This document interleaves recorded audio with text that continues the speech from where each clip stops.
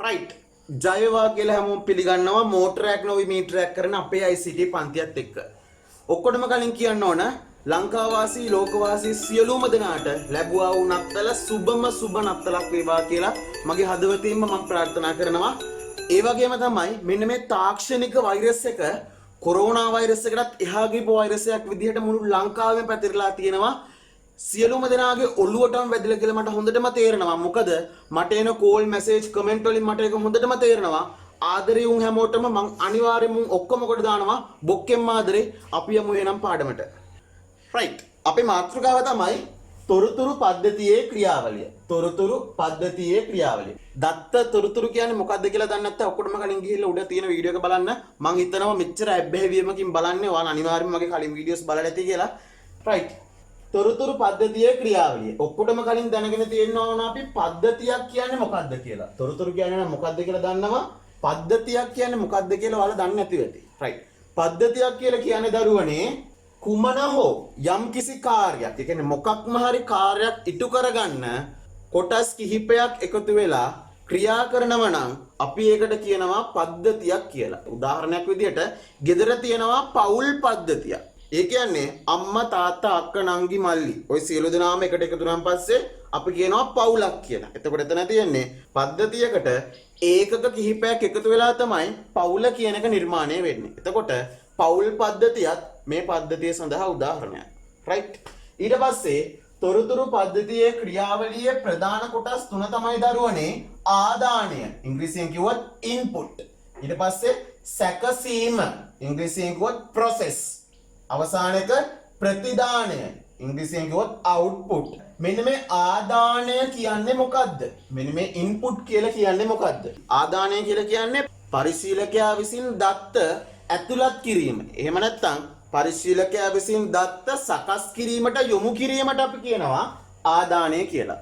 එතකොට ඔයාලා හොඳට මතක තියාගන්න ඕන ආදානය කරන්නේ මොනවද? දත්ත.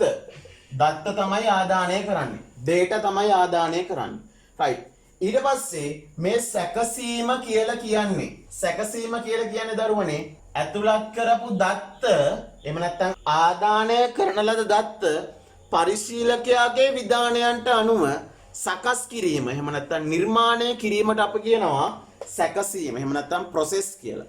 පරිශීලකයා කියලා කියන්නේ දරුවනේ පරිගණකයේ භාවිතා කරන පුද්ගලයාට අපි කියනවා පරිශීලකයා කියලා. ඊට පස්සේ ප්‍රතිදානය කියලා කියන්නේ දරුවනේ ඇතුළත් කරන ලද දත්ත පරිශීලකයාගේ විධානයන්ට පරිශීලකයා කියන විදිහට සකස් කරලා එළියට ලබා දීම පිටතට ලබා දීමට අපි කියනවා ප්‍රතිදානය කියලා. එතකොට ඔයාලා හොඳට මතක තියාගන්න දරුවනේ ආදානය කරන්නේ දත්ත. ආදානය කරන්නේ දත්ත එළියට එන්නේ තොරතුරු. ආදානය කරපු දත්ත පරිශීලකයාගේ විධානයන්ට අනුව පරිශීලකයා කියන විදිහට සකස් කරලා process කරලා එළියට ලබා දෙන්නේ තොරතුරක් විදිහට. ළමයි සරල උදාහරණයක් කියන්න. පිරිළමයෙක් කියනවා මම ඔයාට කැමතියි කියලා ගෑල්ළමෙක්ගෙන් අහනවා. එතකොට process එකේදී වෙන ගෑල්ළමයා කල්පනා කරන මොකද්ද මෙයාගේ? ඇයි මෙයා මට කැමතියි කියලා කිව්වේ? එතකොට ගෑල්ළමයා හිතනවා මෙයා තමයි මට හරියනම කෙනා. ආහා මෙයා තමයි මට හරියනම කෙනා කියලා හිතලා අවසාන වශයෙන් පිරිළමයට පිළිතුරක් දෙනවා. ඔව් මමත් ඔයාට කැමතියි කියලා තොරතුරක් ලබා දෙනවා පිරිමි ළමයට. එතකොට සරල උදාහරණයක් මම මේ ගත්තේ. එහෙම නැත්නම් මම තවත් උදාහරණයක් ගන්නම්. මම මේ පරිගණකයට ඇතුළත් කරනවා 2 3 සහ එකතු කිරීම. 2 3 සහ එකතු කිරීම කියලා ඉලක්කම් වගේකුයි සංකේත වගේකුයි ඇතුළත් කරනවා. එතකොට process එකේදී වෙන්නේ සැකසීමේදී වෙන්නේ පරිශීලකයා කියනවා මට මේ දෙක එකතු කරන්න කියලා. ආදානය කරපු දත්ත සියල්ල එකතු කරන්නයි කියලා කියනවා. එතකොට 2 එකතු කිරීම 3 output එක එහෙම නැත්නම් තොරතුරක් විදියට හම්බෙනවා උත්තරේ 5 කියලා. පැහැදිලිද? දත්තයක් තමයි 2 3 එකතු කිරීම කියලා කියන සංකේත 3.